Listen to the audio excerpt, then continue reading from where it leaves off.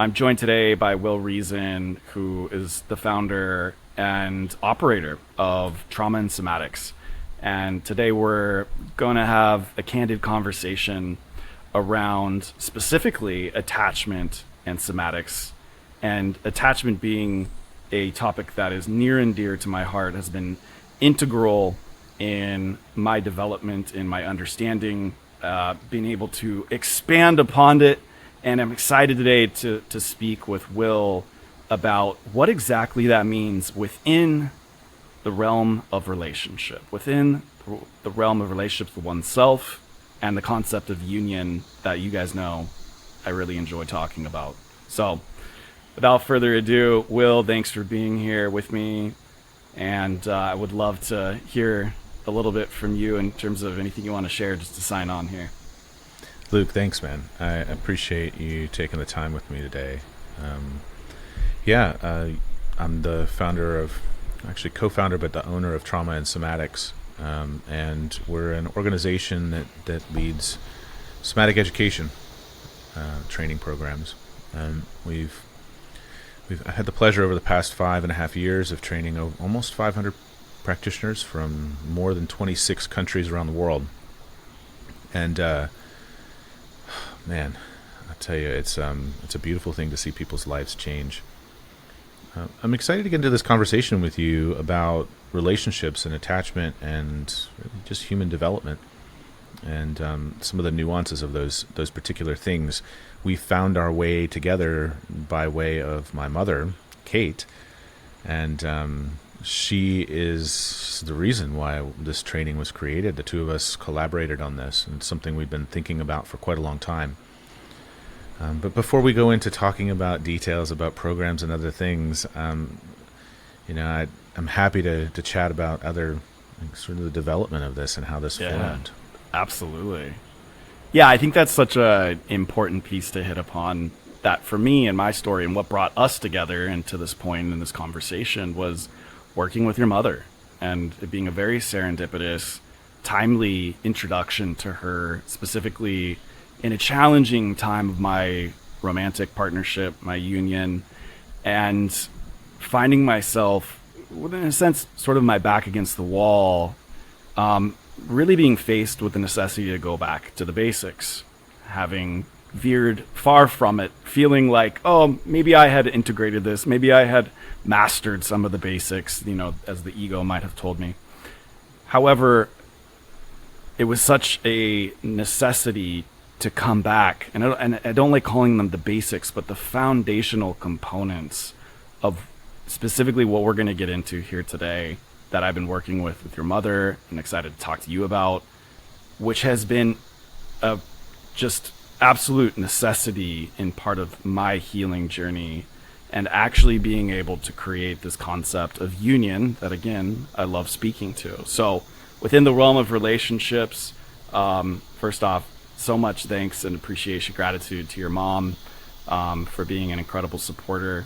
If you know anything about me, I love to live in the realm of the mental, of the mind, and so much of my work and to truly be an embodiment of a lot of things that I speak of have involved me coming back to the soma, coming back to the body, and the fundamental, perhaps, practices associated with integration and union of the mind and the body as one.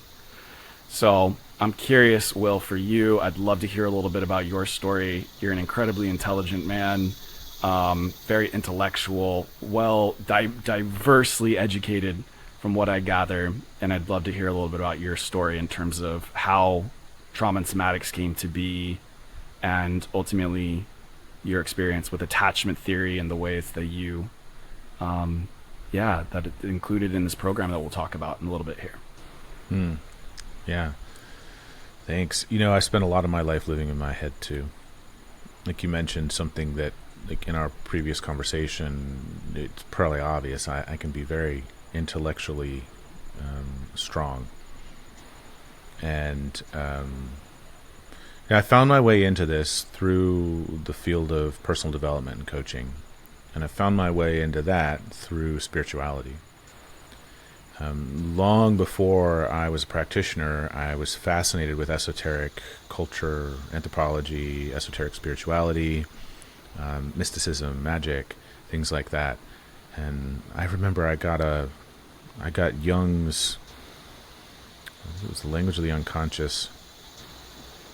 I found a couple of Carl Jung's books back in 1998 at a thrift store, and I started reading them back then. And I started practicing dream work. And I was gifted a book on astral projection, and then I started getting really curious about how to bring consciousness to the transition between wakefulness and sleep, right? Conscious and unconscious. And I share that because that began to lay a foundation of what pointed my curiosity towards a lot of learning. And if I rewind before that, early in life, creativity was encouraged in my household. Now, you've met my mother, and you've seen her office probably. And our home was like that. There were toys and there were books, and I mean, there are so many books in her house. And similar to her, I have many books as well as I've gotten older. But my creativity and imagination was encouraged from a really young age. I remember being fascinated with cultures and learning about culture, history. My dad loved history. And so throughout life, that was fostered in me. I had a number of very traumatic experiences during my teenage years that were really hard.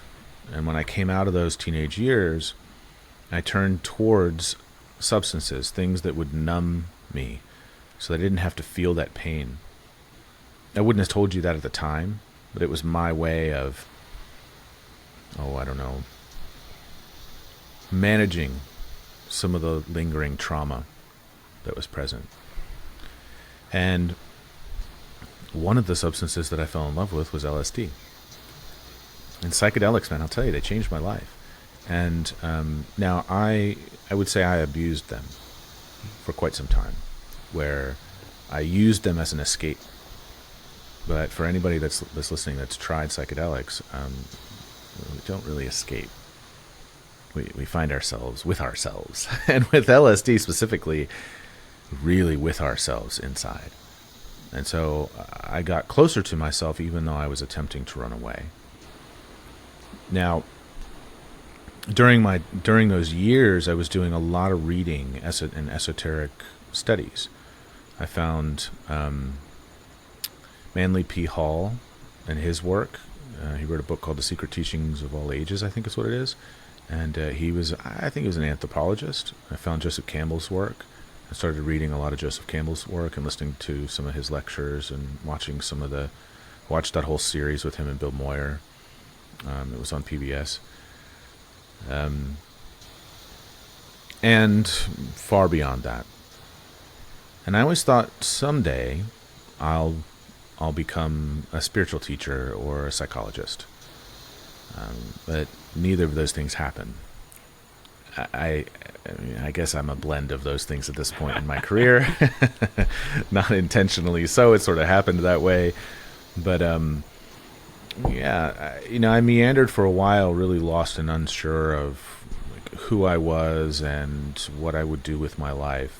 And during that time, I did a lot of reading and self-study. Now, back in 2012, I started working with some teachers. They were astrologers and psychologists and hypnotists. And that was the beginning of seeing a way to work with other people and be paid for it. And it was the first time I met some people that were being paid for time that involved talking and exploring the psyche, the unconscious, and spirituality. And the way that the two of them blended psychology, depth psychology, hypnosis, and astrology was fascinating to me. It felt like I was up in one of the stories that I'd read. And so I spent about 2.5 years really immersively working with those people, even went and lived with them. Wow. And that gave me a blueprint, and I began working with clients at that point. Now, I was still more of a mystic.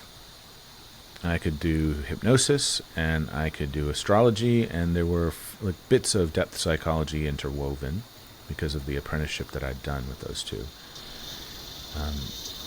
But I wanted more. And so I went through a professional coach training. And during that professional coach training, I went and I lived in Peru. And I studied Amazonian shamanism with the Shipibo people, ayahuasca specifically. And that was a life-changing experience all in and of its own. When I came back to the States, I immediately immersed myself in Dr. Peter Levine's work with somatic experiencing. And from there, that opened a world to me, and it gave me language and a map for the things that I intuitively knew. What I often say to people about Dr. Levine's work is I believe it's the science of shamanism. In shamanic traditions, we have an understanding and a connection to intuition. But there's not a biological map that's been attached to that. There's a lot of intuitive sensing and a lot of framing through spirituality. And what I longed for was the tangible explanation for some of these mystical things. And I read stories about teachers that could watch a person move across the room and know most of the history that their body had lived through. Look at a person's posture and be able to recognize the development of certain characteristics or psychological states. And those teachers were extraordinary, and the results that they would get when they were working with their students or with their clients were also extraordinary. It was almost as if they were looked at as supernatural in some way. A good example is Gurdjieff for Moshe Feldenkrais, Thomas Hanna or Wilhelm Reich, Alexander Lowen or Ron Kurtz. And these are people that that left a huge mark on the therapeutic industry here in the West, but didn't get a lot of recognition in the greater milieu of therapeutic work. And so somatic experiencing became like an entry point that opened me to this world that I didn't know existed, that put language to the things that I already understood, to a degree. And it changed me. It changed me as a human, as a man, and as a practitioner. And from there, my eyes were open, and I started to realize that what I'd built my business around, which is changing the mind, mindset, thinking, logic, processing, was inherently flawed. That it was missing something. Right? Mindset work is essential. It's a really important part of how we make meaning about our experience in the world. Yet it was missing the core, fundamental parts of what it means to be alive. And so the field that we call somatics, people often misunderstand it to mean body-oriented work. But soma doesn't translate directly to body. It's our living process. And I'll go one step further to say the man who coined the term somatic as an industry, his name is Thomas Hanna. And Thomas Hanna brought together all of these people in the human potential movement back in the 60s and 70s and 80s. And he said, somatics, for something to be a somatic practice, it involves our living process as experienced from the inside. So after the Cartesian era, we started categorizing or analyzing the body as though it's an object or a machine of some kind. We began cutting it open, looking on the inside, analyzing the parts of it, and thinking, well, how can we fix this one part or change this one thing? Right? There's an ailment, there's a growth, we cut it out. Do we give some sort of herb or later on some sort of substance to change the biological system? But in almost all of those scenarios that I'm giving, the individual, the living process, the inner experience is left out.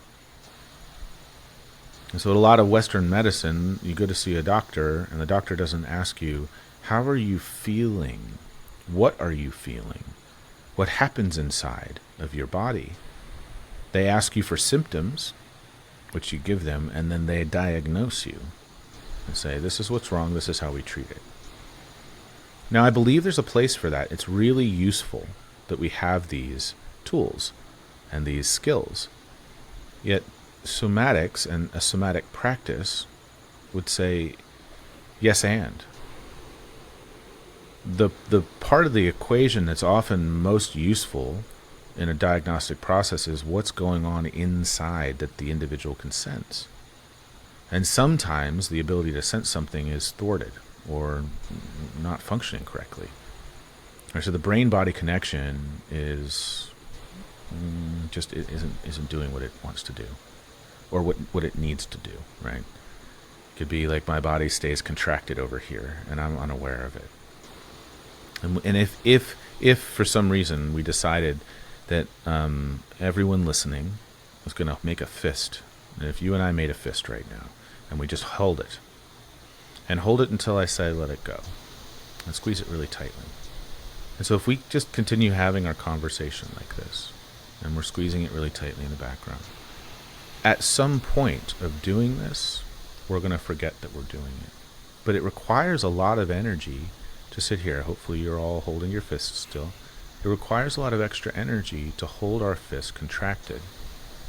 And it distracts the brain from being able to do other things, right? And so now if we let it go and just wiggle our fingers and shake it out, what you'll notice is I took a deeper breath. I notice I'm not distracted by it anymore, right? I notice something happens inside my body, right? There's a change physiologically in me, right? And I'm imagining in you too, Luke, right? There's a change, right? Yes, there is. And so what we illustrate by doing that is the way that there are lots of things that are happening inside our body that are like that. But the brain is not aware that it's doing that anymore. And so what our brain recognizes as baseline isn't actually baseline. And it requires an enormous amount of energy. So before I meander too far out into that discussion point, the contribution to this field, being that inner sensing, values how inner sensing or awareness can change the body. So just like when we observe particles, the particles do something different than when we're not observing them. It's similar in the body. Now, I'm not making the leap to say that self-observation fixes ailments, right? Because it doesn't necessarily. And self-observation and self-sensing plays a role in change. Yeah. And the brain's ability to sense itself, like the body, and get proper communication from all of the different systems, has an effect on how our health, put it that way. Yeah. So Thomas Hanna's contribution to the field shapes how we use language and what we mean by it. And in the evolution of popularity of the field of somatics, just about anybody that works with movement or breath or yoga or anything else calls themselves a somatic practitioner nowadays, and that's not accurate. You know, we can move our bodies and be completely disconnected from our bodies. Right? Movement is not an indication of a somatic practice, but sensing oneself on the inside during that movement process, that is an indication of it. That is somatics. Yeah, exactly. Correct. Exactly. Yeah, it's an important distinction. Yeah. Yeah, very important distinction. And one I trust maybe we'll dig into a little bit deeper as it has evoked some definite thoughts around some directions of our convergence of consciousness here. And I'm curious for you. So you're coming out of the jungle, right? Having spent years, it sounds like, at that point. With Almost a year. A year, okay. Almost a year. In the jungle. But yeah, immersed in self-study prior to that. Immersed prior to that. A lot sort of focused within maybe the more psychological, psycho-spiritual sort of studies of sort. And you come back from the jungle after working with this master plant consciousness, ayahuasca, and you find your way directly to somatic experiencing, right, through Peter Levine's work. I'm curious, specific to your experience, and then also understanding more of the macro sort of disconnect, if you will, between what's happening in the Western world within more the medical institutions of the West, of America specifically, that there is this disconnection between any sort of awareness being brought. Looks like my internet connection is off here. Okay. You're good on my end. There's a disconnection of awareness brought to the inner lived experience. And I'm curious for you, is there a parallel there for your own experience as well as understanding? Maybe it brought you to an understanding of what has kept us disconnected from this internal experience, from this awareness that is happening perhaps on a chronic global level, that's perhaps in some capacity. I love that question, Luke, and I contemplate this a lot. I think that I'm not an expert in sociology or ecology, and I have spoken with a few, and they seem to agree with me. My take on this is that it's a byproduct of culture. Like, cultural values dictate what we learn. They also dictate what we prioritize, or let me just say prioritize. If my culture supports me being connected to myself, feeling myself, and expressing those feelings, then that's something I'm going to learn to do, and I'm going to do a lot more of. But if my culture doesn't value that, if that's not an inherent building block of the value system of my culture, I'm going to deprioritize that during development, and the way that I'm domesticated and trained to express myself as a human will also downgrade that. Right. Yeah. So I believe that culture is one of the biggest players in this. Yeah. Culture is shaped by art, science, and religion. And religion's had a pretty significant influence on Western culture, or all culture, I guess we'd say. Right? It's one of those pillars of culture. Yeah. And I'm not here to say anything negative about religion. It's more just the observation of the way that there are a lot of different things that have an influence on our own development and our ability to live in the present. Now, with a boom of industrialization, we're much less connected to the land. And when we're much less connected to the land, our value system needs to change, and the things that we prioritize need to change. That also means that where we place our awareness changes, and the cultural story begins to shift.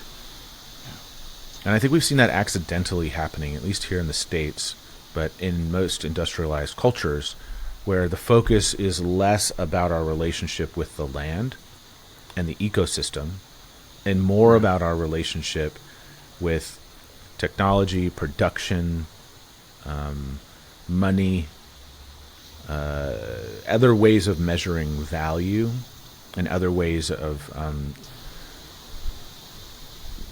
prioritizing time spent. Absolutely.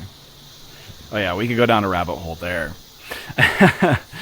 I'm curious though, for you, what did you feel like? What did you experience as the cost of being disconnected from the awareness of your own internal lived experience, both personally, as you came to realize coming out of this perhaps long stint of study, and personal exploration, as well as what you've now understood through the sciences and through these perhaps body-based therapies.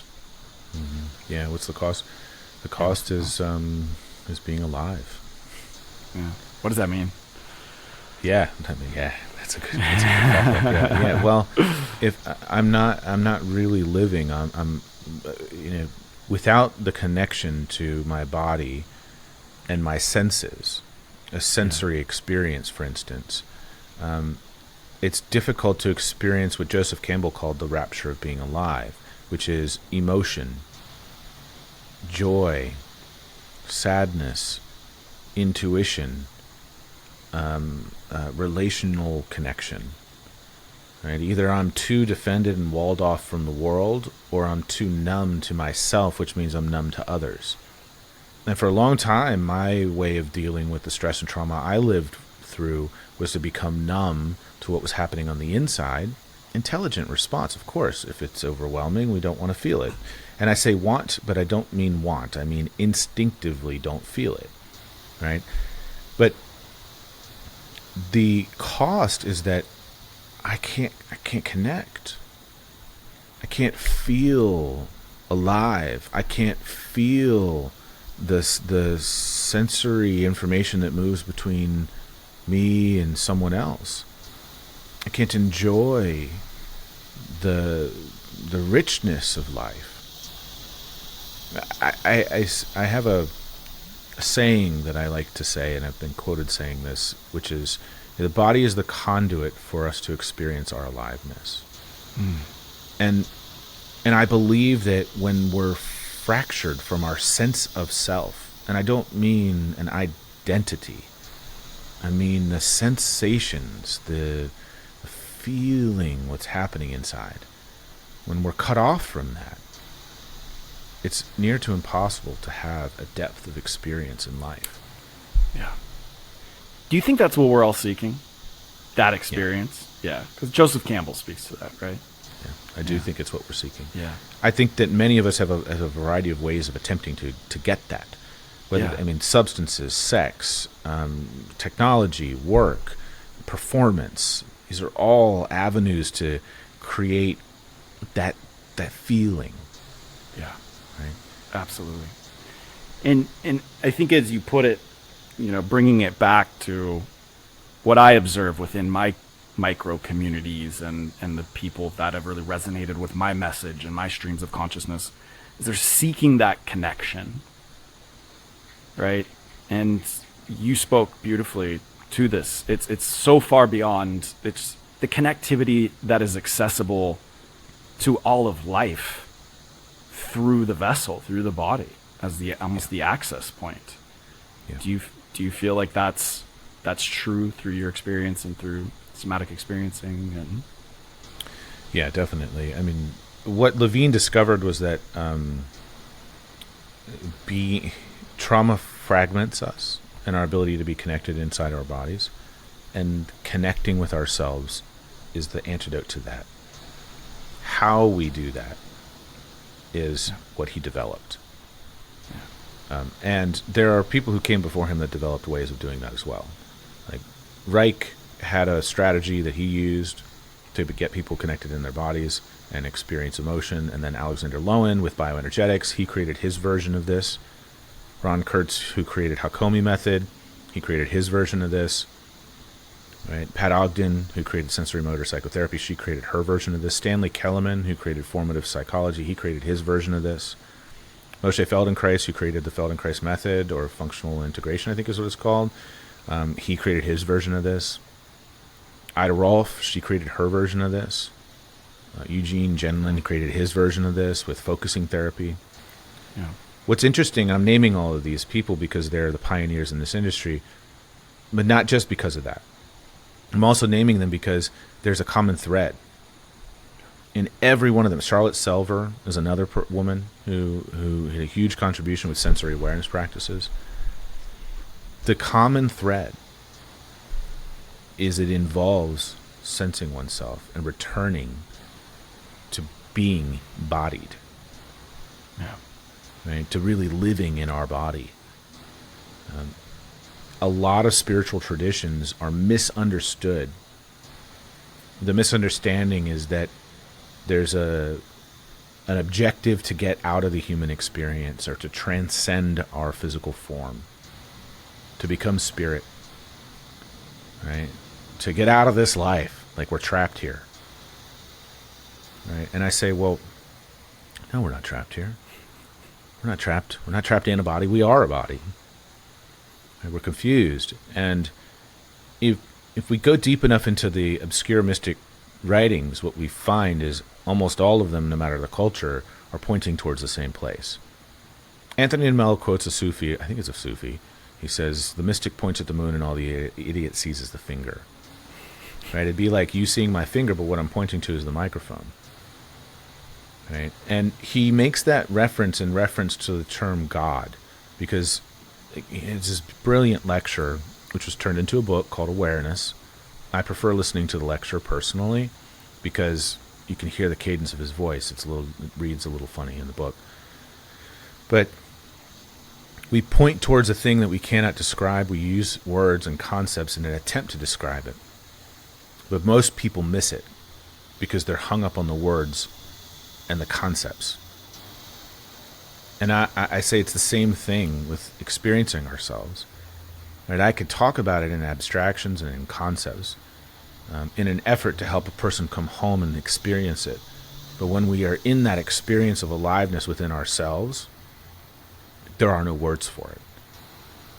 And it's the same with the psychedelic experience. When you're really in that psychedelic experience, there's an experience of aliveness that you're just flooded with this experience of aliveness, and the way that we're connected to everything. We can see it with our vision. We can feel it with our sensory system, right? And then the substance leaves us, and we're left with a lingering of it for a time, and then we forget. That's what the mystic talks about, right? The instinct in our body, the animal nature of us, which, segue for a moment, we all forget that we're fucking animals. We are animals that think we're not, right? But if we place the segue back on the shelf and we kind of come back to what I was saying, right? There's the experience that we then forget, but to carry it with us is to return home over and over and over again. To notice when our instinct patterns get in the way of us being here. And I'll say that a different way with more of a therapeutic sort of framing, which would be to say, sometimes what we think is intuition is trauma. Oh. Right? Yeah. And to learn to discern those things means that we can really follow our intuition. And it means that we know we have a signpost for what still needs to be processed. Yeah. And when I say process, I don't mean catharted. I don't mean released. So what I'll offer on that topic real quick is that there's a misunderstanding in our culture of personal development that we can release trauma. I'm putting it in air quotes here. We can release trauma. This is an important one. Yeah, we don't release trauma. I mean, energy is never created nor destroyed. The experience of emotion is a limbic action, like an activation, right? And that could be from many different things.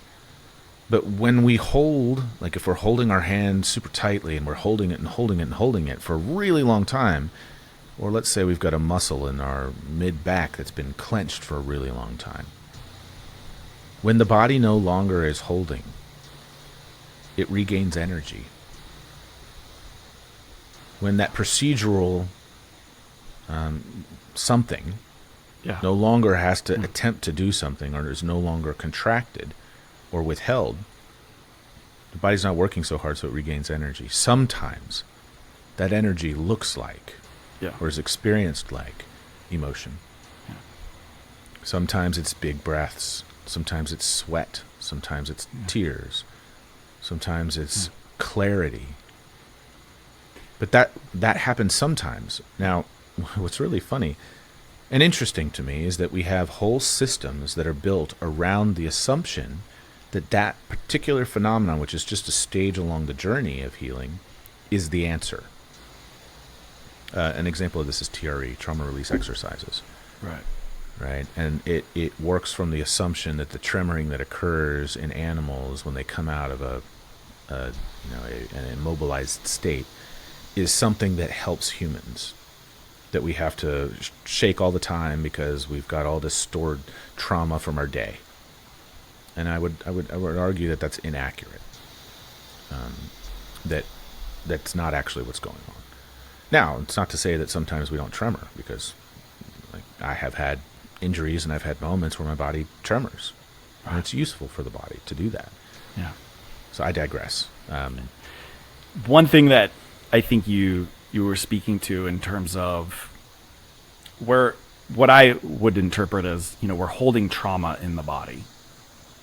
Maybe in other terms, fractured parts, fragmented parts. And we spoke about this in our initial conversation previous to the recording, which was somatic experiencing is soul retrieval.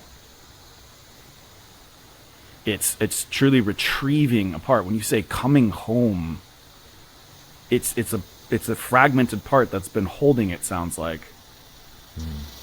Perhaps outside of the orchestration or the coherence of the whole, the entire vessel or being, and it allows it to come back into harmony with the entire system.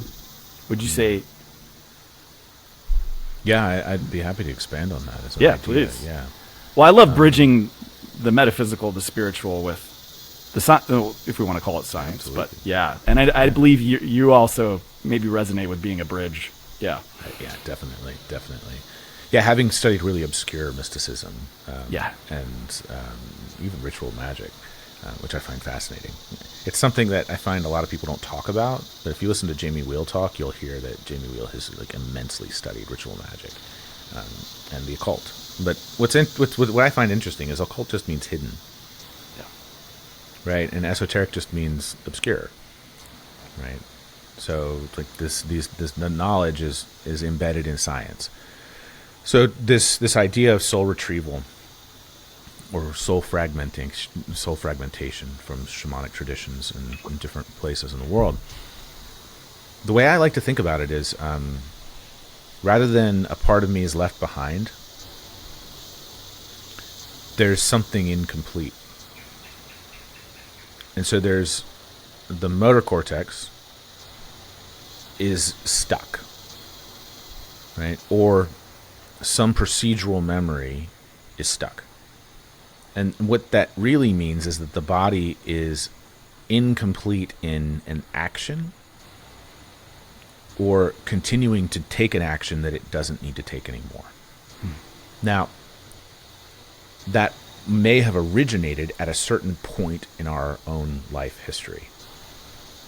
With soul retrieval or soul fragmentation, the way that it's talked about, the analogy is that a part of you was left behind at that moment when something shocking occurred. And through trauma physiology lens, I would say something happened and the body was unable to process it, so it remains procedurally unprocessed in the body. Right? And so working with that imprint in the body then resolves it. Now, if we overlay the psychospiritual language onto that, we'd say we returned that part home, or that the pain is no longer present, right? Or we healed from the injury that once happened, and so the part of me that was left behind is now back in my body. But it does never go anywhere. There's nowhere for it to go.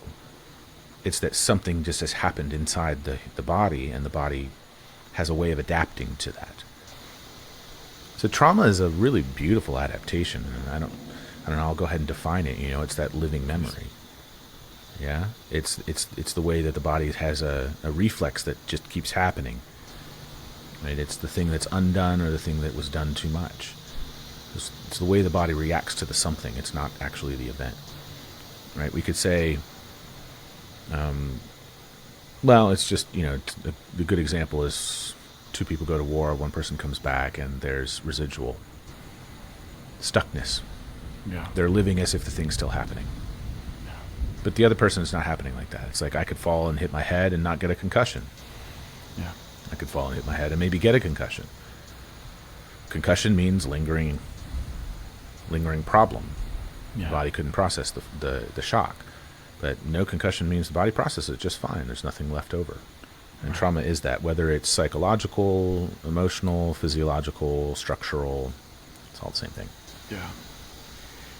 And to sort of connect some dots here, don't necessarily want to call it the culprit, but perhaps is the root cause of what is actually keeping us disconnected and from feeling alive. That very thing that we kind of decided we're all seeking. And so you're connecting the two here. The somatic experiencing sounds like being the remedy, perhaps the solution, the pathway home for these fragmented parts of us that live in the body. Yeah, I would say that the way home is to integrate, right, the components that have of us, the parts of us that maybe have been fractured or fragmented. And somatic experiencing is a method that can be used. It's a wonderful method, but there are a lot of other methods that can be used too. I think Levine's contribution to the field is the linkage between physiology and so nervous system physiology, procedural memory, things like that, and like the deepening and the understanding of that, and then how to apply polyvagal theory to therapeutic work, and then how to help people sense themselves in that process. So it's this constellation of different techniques that have all come together. Now there are other techniques that are effective for resolving these problems, right? The fragmenting of the self.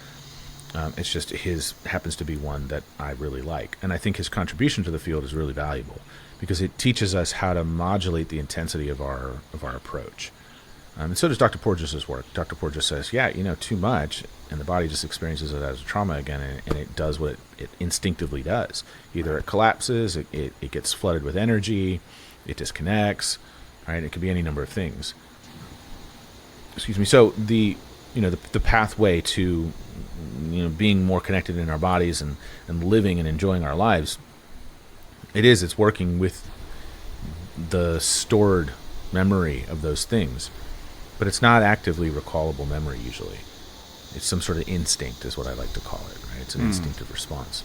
And I think the problem or the barrier to enlightenment, we could call it, right? Living here in the present moment over and over again. The barrier to the present moment is the frozenness, the lingering stuff from the past.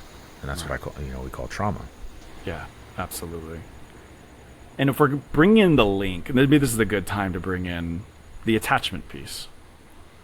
And I'm curious for you how that overlays with attachment, not necessarily limited to attachment theory, but maybe looking at it through, if we're talking about connection, how does attachment play in this, specific to the way that you incorporate it into your work? Yeah, well, humans need other humans, right? As a species, we cannot survive alone. We need mom and dad or community to survive, at least past, a certain age. And I think that could be argued in different climates and different continents. But, we at least need to make it to our teenage years to be able to really, truly survive. So during gestation, I'm a part of mom. When I come out, I am attached to mom. When I'm detached, I still need mom for food. So there's this biological imperative for attachment. And attachment is how the child learns to maintain that safety, that sense of belonging with parents, with others. And what we call bonding is how it's the neurochemical effect that mom feels to child. Right? And so then as life continues forward, this necessity for connection forms. I'm going to get to answering your question now. Yeah, please. How does it play a role? It plays a role in it's foundation to everything. Let's say it that way. Right? It's foundational to everything. So the nervous system shapes our attachment dynamic, right? And that shapes how we interact in relationships. It also shapes how our body responds to stress and how we learn to get our needs met. Unless we're monks and we're living alone, we are in relationship with other people. Now, our attachment reactions are strongest in romantic and familial relationships, unless we're living immersed in a community. And then we see it more inside of a community like that. Now we've become pretty fragmented. But it's a need. Yes, we have. And so it underpins just about everything that we're doing. And it underpins just about everything as practitioners. Why we created this training and why we incorporated it is because as practitioners that work with other humans, it's always at play. Yeah.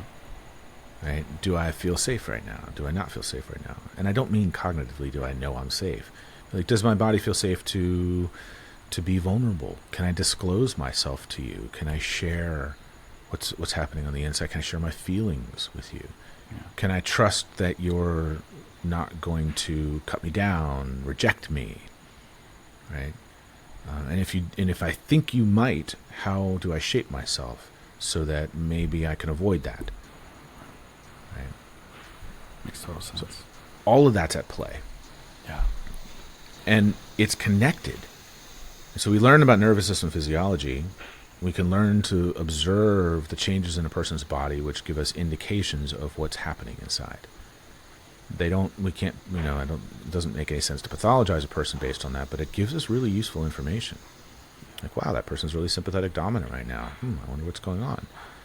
Now, when we apply that to relational dynamics, we can say, wow, that person's really sympathetic dominant right now, and it just changed based on the thing that just happened relationally. So there's a stressor. Yeah. So now we have more information where we can probe, we can be sensitive, we can be empathetic, any number of those things. Absolutely. I think a lot of times the way that I consider attachment is sort of our relational blueprint. The imprints that, perhaps the playbook that was imprinted onto our nervous system, onto this attachment system, so to speak, and could, in theory, provide us with some sort of a map, maybe back to the hallmark of secure attachment. So I'm curious for you in terms of, with attachment, how is that informing the somatic experiencing component?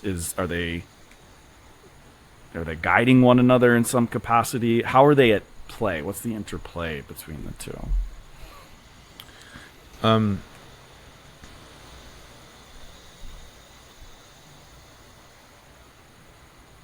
So when we understand our attachment system, what we're understanding is how we learned to get our need for safety and belonging, connection, met as a child.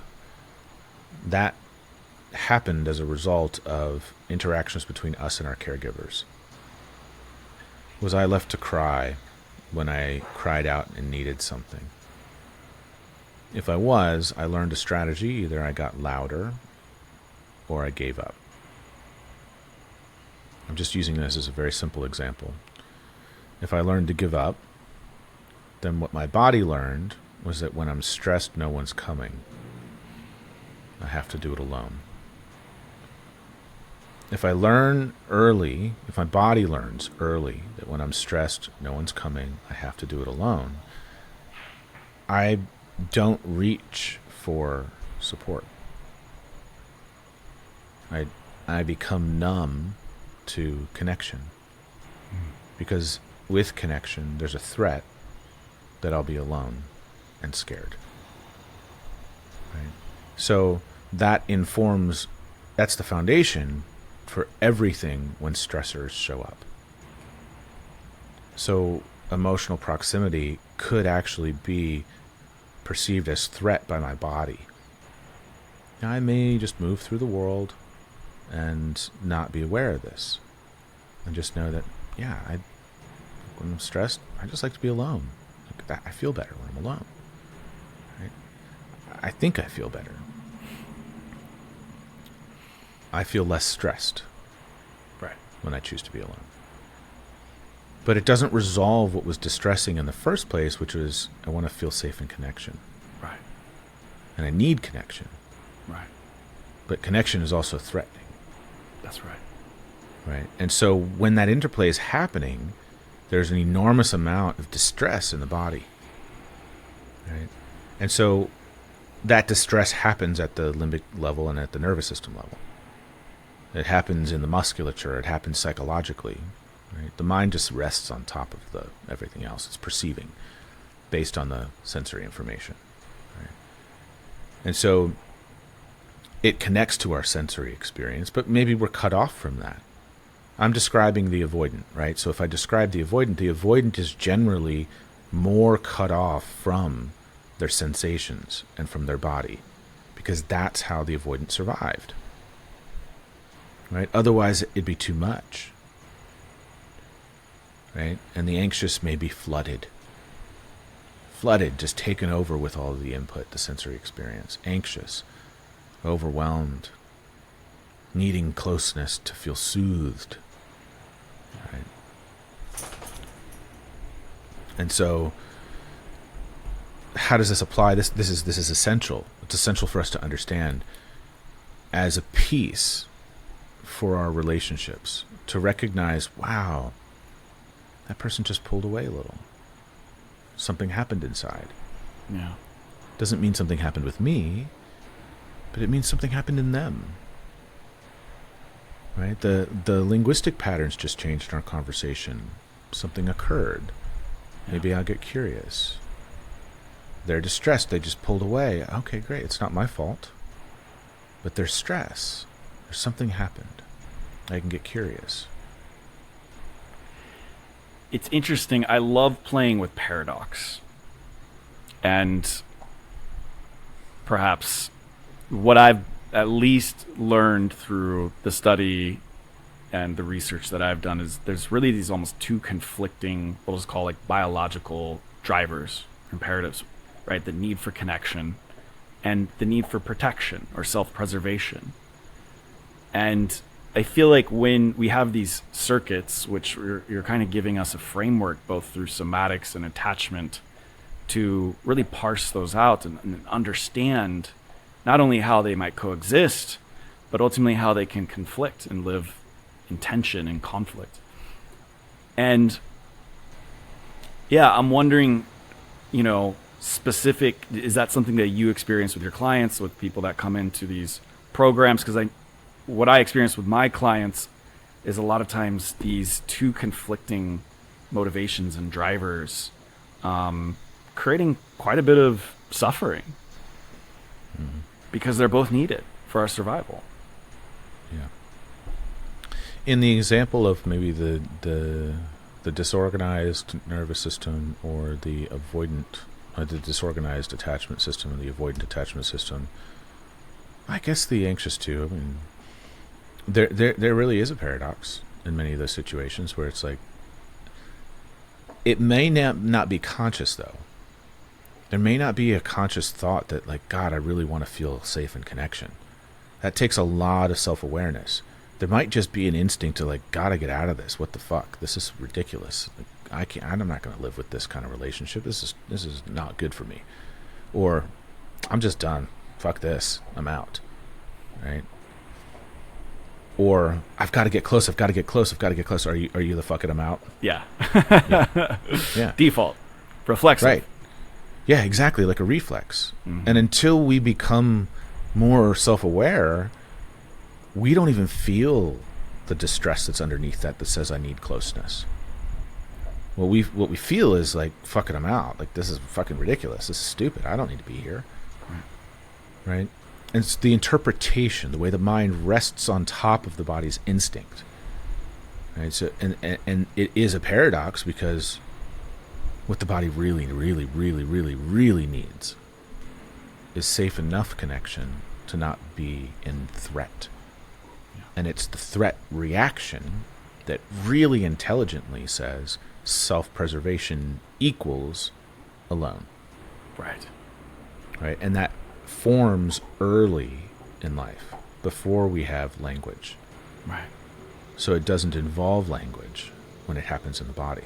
Right. Right, so understanding that fundamental forming that occurs within the body helps us better serve the people that we're working with. It's like, yeah, of course, I can talk to you all day about the fact that you really want to be in connection, and your body's like, fuck you, I don't want connection. No, I don't want connection. Maybe intellectually I can think about it and go, well, yeah, maybe, but that's not what the body feels.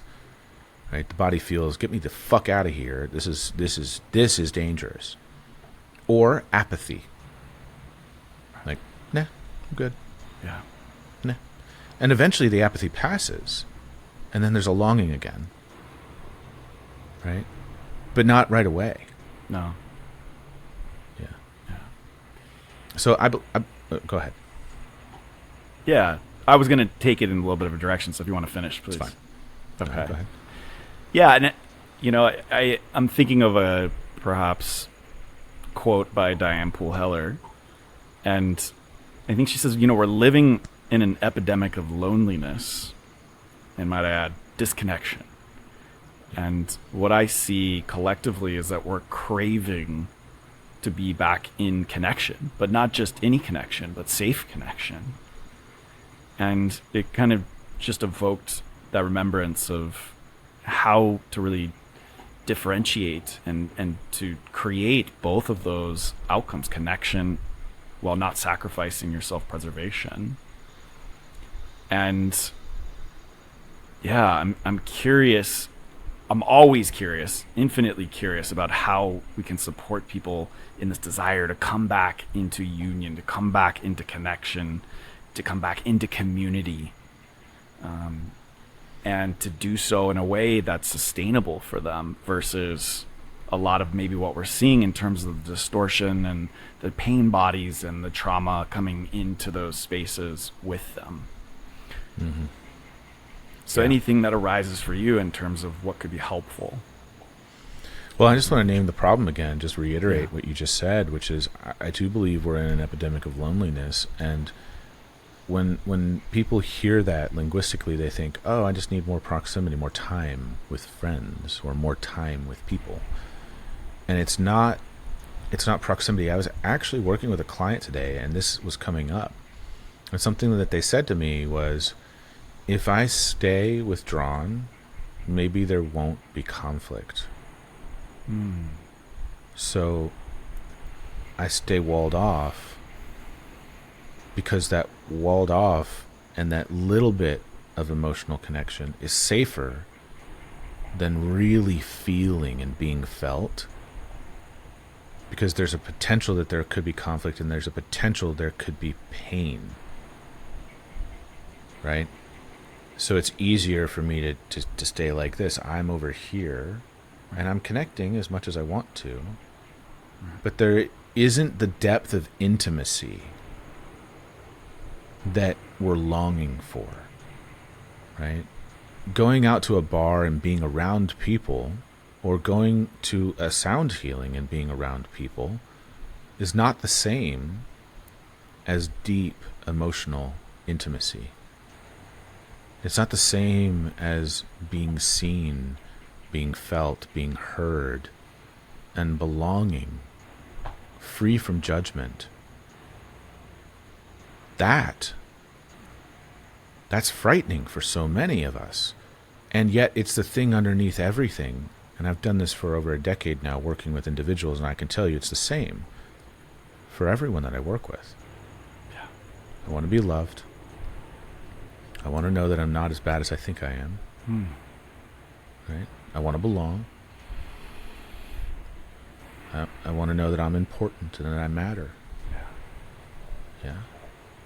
And that I want to know that I'm safe in the world. That I can take care of myself, that I can be protected, that I can protect. Right? If I'm a man. Absolutely. Right? And yet, we all have these strategies that we use that actually are often a barrier to getting that need met, which is the depth of belonging, is what I call it. Yeah. Right? And so what's the barrier to that? It's trauma. Right? It's just how we think about trauma is often shaped by Western medicine, which says, the trauma unit in the hospital is when there's been, something has broken the skin or broken, like a wound. Yeah. Mm-hmm. Yeah. Yet trauma in this sense is something that affected our development in such a way that our body learned an adaptive strategy. Right. And then that becomes our personality. Right. Would you consider attachment styles to be an adaptive strategy? Yep, 100%. Yeah. Okay, cool. Yeah, so that's a trauma response. Right. Right, and we're all, and if you think about it, like we're all, 99% of the world is wandering around with some sort of adaptive strategy. Right. Now, it doesn't mean that we're broken or something's wrong with us. It just means that our early life experiences shaped us. We figured out how to adapt, and in quite a brilliant way, we adapted. Yeah. And then Brilliant. later in life, it becomes a huge pain in our ass because we can't get as close or connected like we need to. We can't feel safe in that connection. Right. Even the anxious there's not enough of you that you can give me for me to feel satisfied and safe. That's right. And with the avoidant, there's not enough space that I can have for me to feel okay being close. Yeah. Right? Like, God, give me a separate house in the same block, right? Right. Like, we hear that from some people. Right? Or, I want to be in your skin. It's Right. not, you can't get close enough. Yeah. Right? So it's like if the adaptive strategy for coping with trauma, we could definitely call attachment styles, consider that under that umbrella. And maybe that's a little bit more conceptual, or it's more of a cognitive understanding of the ways that we adapted or responded to early childhood trauma, developmental trauma. I guess maybe the missing piece for so many people, since attachment theory seems to be pretty well adopted perhaps by those who are in the healing space in some capacity, who have dipped their toes in at the very least. I guess I'm wondering if this would resonate with you, with the way that we can actually start to shift a lot of those attachment strategies, protective strategies, is through the somatic experiencing vehicle. I would say I want to differentiate between like feeling and experiencing ourselves on the inside and somatic experiencing as a model. Okay. So the Somatic Experiencing International owns the words somatic experiencing are a registered trademark, and they mean an action. So it's a verb. It's something that we do. Now, experiencing ourselves from within, I believe, is absolutely the solution. And SE, or somatic experiencing, is a way that we can go about doing that. It's a model that we can use to get there. And we can use a variety of other models, right? Forms of meditation and other things like that are also really, really effective at helping us to get there. But coming home, sensing ourselves, yeah. But I'm overly simplifying it. Sure. I mean, like I can say, yeah, you need to feel yourself, and somebody goes, yeah, I'm feeling myself, but I'm stuck in feeling, and I'm swirling, and I'm fucking spinning out in circles. Like, yeah, it's a skill that we needed to develop. Yeah. Right? It's not just sit with your sensations. If it was, Vipassana would make everything better. Right. But it doesn't. Right? There's a way that come in, go out, come in, go out, come in, go out. Right. Modulating towards and away, learning stress tolerance. Right? And like with exercise, we learned that I can't just go full throttle the whole time, otherwise I don't have enough energy. Right. And when Absolutely. it comes to sensing ourselves and feeling, we can't go full throttle, otherwise it takes us over. Right. And so there's a learning tolerance and modulating that. Yeah. That makes a lot of sense. It brings up something you said around, being specifically in an avoidant response, or maybe being in a predominant anxious response. There's never enough that you could give me that could satisfy this need. I think I wonder a lot of times how much of this precious life of feeling maybe the window where we can truly feel alive is spent in these attachment adaptations or trauma adaptations called attachment styles, and how much more life we could spend within that window of feeling alive if we were able to move maybe from these insecure attachment style responses towards something that feels more secure, connected, plugged back in, like we are truly internally resourced, like we can experience ourselves enough to feel like we have some sense of control or agency over our lives, and then we can move forward away from the maybe incessant thought or the spiraling or the excessive need for another thing or person to be present in our lives to fulfill that something for us. And I guess the way that I'm looking at somatics, not to use perhaps the trademarked phrase, is really as that vehicle that allows us to truly reclaim that sense of that power and to kind of, in a sense, reclaim the time spent within the trauma response, within the disconnection, within that separation or isolation. Or yeah, I'll give you a way of thinking about this. Yeah. Unless you weren't. No, that's it. Thought. Yeah, I'll give you a way of thinking about this. If I can sense myself, I can sense when that dysregulation begins to occur. I can attend to my needs. I know it's happening. If I can't sense myself, it happens automatically. And then I call it, that's just how I am. I call it my personality. So self-awareness is an essential component of that. And then learning how to have self-agency in that. Knowing that I'm not stuck like this. I mean, like if I have an anxious style, then the skill development for me is learning how to soothe when I'm distressed. And in the beginning, that happens by learning to self-soothe while another's with me, without them doing the soothing for me. And over time, I learned to do that without them present. Right? That's right.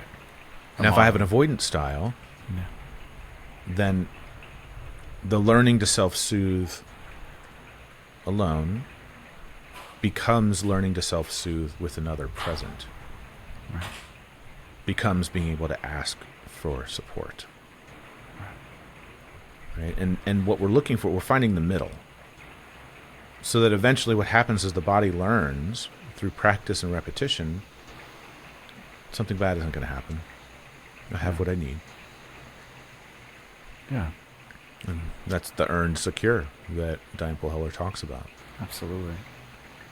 And we're training our body, right?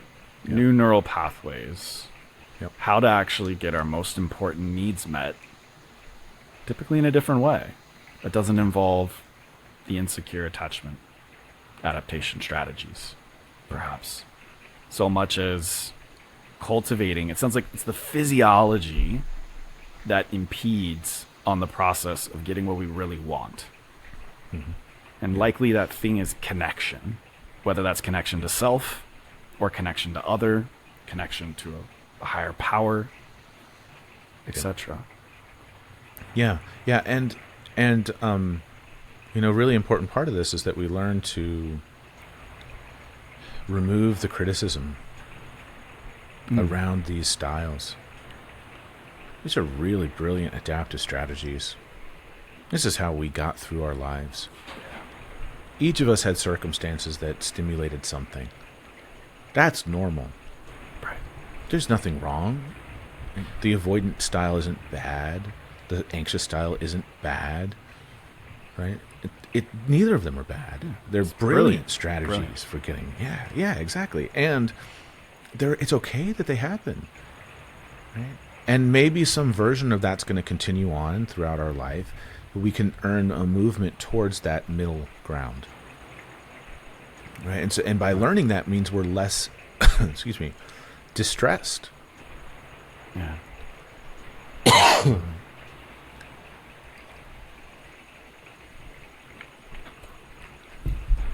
Speaking of distress, my throat just got really distressed. Doing this gum and something went down wrong. It's all right. It's an important pause point. Take a breath, everyone. Take a breath. Take your time.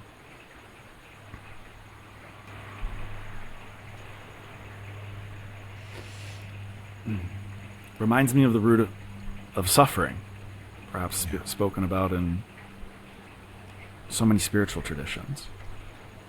The suffering, which ironically is believed to be associated with attachment, right?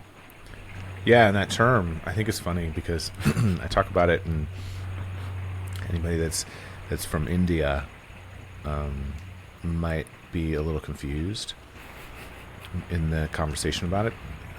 And, you know, again, with language shapes us and how we see things and how we experience the world. And what I love is that attachment in Hindu or mystic traditions from the East refers to that something that's a barrier to fluidity, we could say, right? It's a barrier to our experiencing the present moment. Well, that would be trauma. That would be a stuckness of something, or it'd be a holding on to something. Right now, I interpret the holding on or the attachment not as a conscious thing, as an instinct. Right. And so I think we're talking about that. Right. With this, I believe trauma is that. Yeah. It's the Absolutely. attachment. It is the attachment. And going back to one of the things you said, we can't release trauma. And can we release attachment? Is that normal? Is that natural to release attachment? I'm going to reflect back to DeMello. He says we can spend a lot of time trying to let it go, but it's not something that we can let go. It's something that we just drop. It's just we drop it. Pew. Yeah, and I believe that happens instinctively. Right. When the system Right. no longer needs that something. Yeah. It's like a faux regulation strategy becomes replaced by a genuine regulation strategy, or therefore getting our needs met in the actual way, and all of a sudden the perhaps, I don't want to say dysfunctional, but perhaps the less than desirable way of going about it, which tends to come from a young part, kind of just dissolves. Mm-hmm. That was last year's model. It's no longer relevant. It's obsolete. Yeah, that's a brilliant thing about the human body, right? It just it adapts. It says, "Oh, don't need that anymore. Right. Let's do this instead." Mm-hmm. That's it. Incredible. And it's one thing to talk about it conceptually. It's another thing, of course, for the body to truly experience that in a felt sense, in terms of, wow, I'm starting to gravitate towards this way of getting my need met versus this, because that felt right. That felt a lot better. Mm-hmm. And maybe just a natural curiosity that evolution pulls us in that direction. Once there's that experience that matches, that creates that sense of awareness, perhaps. Mm-hmm. Yeah, and I think when we understand how the body does what it does, we can work with those patterns in the body. And it's much like training muscle development. The more we grow as human beings, the more we understand how to train for certain muscle development. Right? And it's the same for emotional development. When we use the word regulation, we don't mean calm. We mean capacity for stress tolerance. Right? The ability to have a really big, stressful experience and then come back to our resting baseline smoothly. right? Dysregulation is the absence of the ability to come out of a heightened state. Right? So we want that. We want to be able to have that fluidity or movement between states. I want to be able to get scared and then feel relaxed without being stuck and scared or without becoming immobilized. I want to be able to have access to dissociation if I'm in a car accident, but I want to be able to come back to my aliveness as soon as my body's like not in a threatening state anymore. Right? I want to be able to be moved in passion, but I don't want to be stuck there in the passion cycle. I want to be able to come back and rest. I want to be able to go to sleep and rejuvenate. I don't want to be stuck in an on state. Right? So regulation is that, like, the fluid movement between states. And we know that the vagus nerve is involved in that. Yeah. Right? And the vagus nerve is involved in social engagement too. So we know that with the right kind of social interaction, that helps and supports our ability to modulate activation. Yeah, absolutely. And builds perhaps the meta skill called resilience, right? That allows us to navigate life with perhaps the increasing number of stressors, distractions, bombardments for our attention that can take us out of that ideal state and into the disconnection again, right? Into the compensation. And I feel like we can't necessarily stop. I guess some of us, I mean, hey, I'm living in Costa Rica, so I've definitely escaped some of the noise. That's not accessible for all of us, nor necessarily might it be aligned for everyone. Yeah. And so I feel that it's the resilience, perhaps, that you speak to that really is what we're seeking and is the key to that connection of staying in that alive, that feeling of aliveness that we're all seeking. Yeah. I think it is, man. And I think it's a life lived really well and enjoyed. Moshe Feldenkrais once said, health is measured by the shock a person can take without their usual way of life being compromised. And I believe that's what resilience is, right? To be able to tolerate the challenges and fluctuations of life without being shaken or impaired, right? To be flexible enough to move through life without being knocked out. Yeah. Right? And when we have that resilience, life is fun. It's wonderful. It can be stressful. It can be, but again, that's that quote from Campbell, we're experiencing the full rapture. Right. People try to cut themselves off from emotional experiences. They label emotions as bad. I don't want to have sadness. I don't want to have anger. I don't want to have shame. I don't want to have fear. I become fearless, right? No. I become tolerant to my fear. I become tolerant of my anger. I become tolerant of my shame, right? So my tolerance grows so I can be angry and not do stupid shit, right? I can be angry and not break shit. That's right. I can feel angry, and if I need to, I can protect myself or I can run away, right? Emotion serves a function. Anger protects us from threat. Fear gets us away from it. Sadness is a social thing, keeps us connected to the group. Right? Shame corrects our behavior, keeps us from doing things to each other socially. Again, it has a function. Yeah. Love serves for connection, right? And procreation. Right. Everything serves a function. Yes, it does. I want access to that because that's part of what it is to be a human and part of what it is to be alive. Otherwise, I'm destroying my sense of aliveness. I'm muting it, and that's not living. That's not living at all. Mm-mm. Yeah. Which is a bit unfortunate because I think in a lot of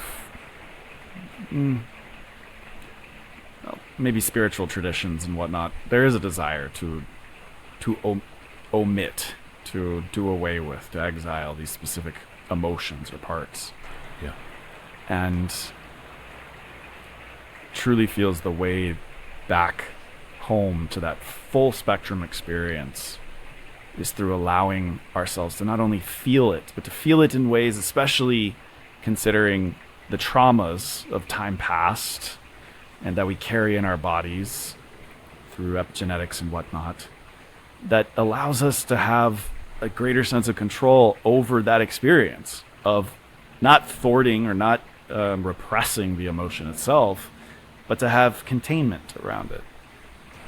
So that we can have the full spectrum experience and be the full spectrum human and feel fully alive without it actually creating damage or doing harm, which is a whole, I'm sure, topic of its own in terms of how we have repressed that socially, collectively, societally. Yeah, I think we see that with a resurgence of like techniques that involve overly expression, like an overexpression of emotional experiences because there's been a repression of sorts. So there's an overcorrection culturally in the personal development world, but that's okay. Yeah. That's okay. What we need is a middle path. What we need is to find the middle together. Yeah, absolutely. Yeah. Well, I feel like we could go on for forever here, and in the name of being respectful for our audience, and I trust we will do this again. I'd actually like to invite everyone who's so graciously hung with us here in this conversation and been able to receive many of the potent transmissions from Will and his knowledge base and his experience, and a bit of a preview of what's to come in, I guess, the forthcoming attachment and somatics program that you and your mother, Kate, will be launching here in about 8 days, right? Is it August 8th or August 10th? First class is on August 11th, yeah. August 11th. So we're coming up quick. And so I'd love to take this conversation, for those of you who have felt called by the content that has been covered here, if it truly resonates with your soul, I'd love for you to join us, me included, inside of this 12-week journey. It's 12 weeks, yep. Yeah. Of coming home to the self through trauma and, attachment and somatics. So and learn about trauma too. And trauma. What I'll say is, the fundamental need for human connection, like I said in the beginning of our conversation here, is a biological imperative. And really, truly, that informs every level of our being. And this training that we've created is a psychobiological approach to working with attachment trauma. And it's really intended to help you practitioners to develop somatic literacy, to understand the early procedural development of particular foundational movements, how to work with them, right? Conventional talk therapy or coaching cognitive methods often fail when a client's intellectual understanding doesn't align with their own embodied experience, right? And so we provide tools to work with the body's story, right? And I say body story, but I mean like that really, the imprint in the body. Yeah. So something I can say about the training is it's a hybrid model. And we've got 6 self-paced modules. There are, I don't remember how many hours of the material. I think it's somewhere around 10 or 12 hours of the pre-recorded material. And then we've got 10 live classes, and the classes are all experiential. And the reason we designed it like this is because we wanted you to be able to take in information separate from the experiential learning. And so the classes are all experiential, designed to help you to have an experience of the practices, but then learn to apply them to the work that you're doing. We have a somatic practice library of, I think it's 18 different pre-recorded somatic practices with instruction manuals and scripts and all sorts of things. We go from early life all the way through to adulthood, family dynamics, psychological projection, and group conflict. So we're covering our bases.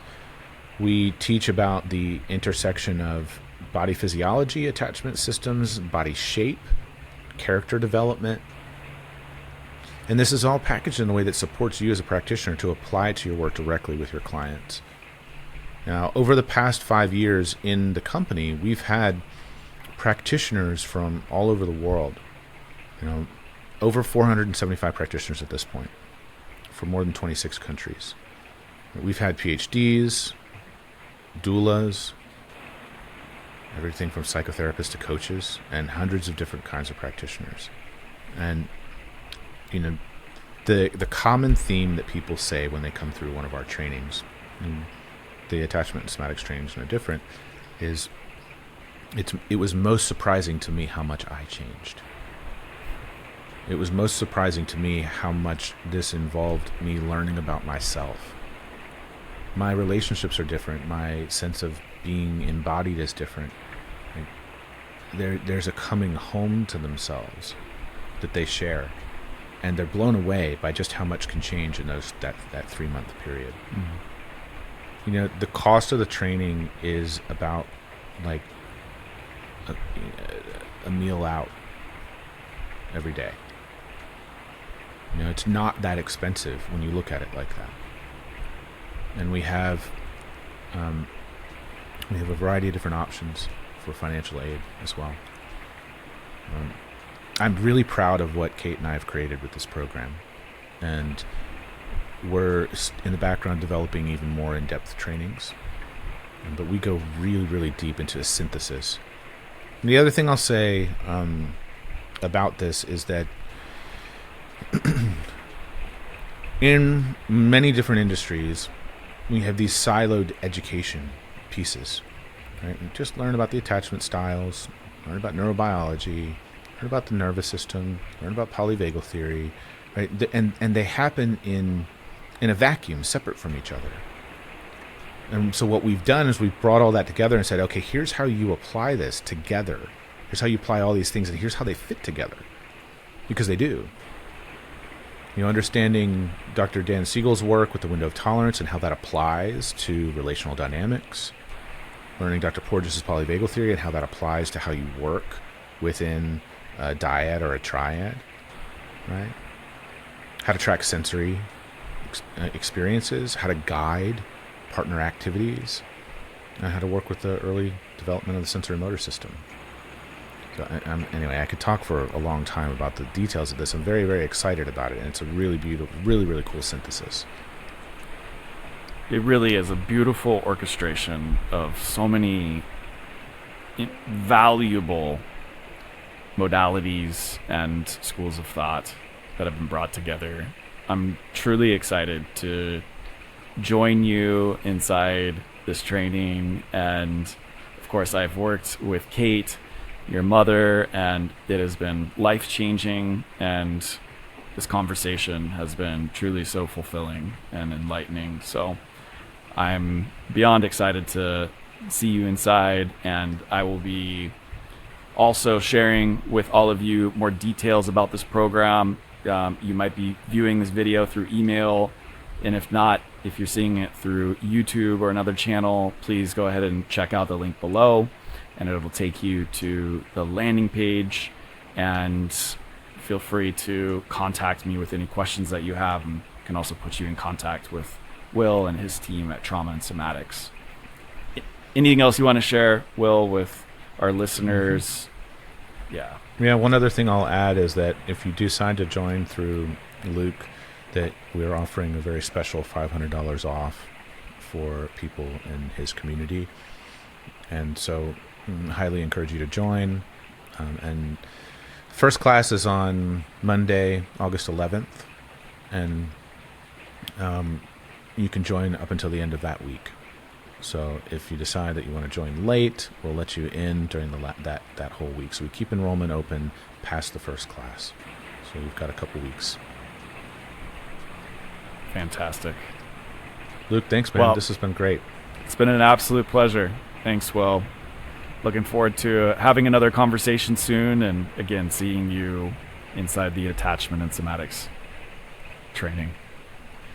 All right, you guys. Thank you for joining us here today. I hope to see you soon.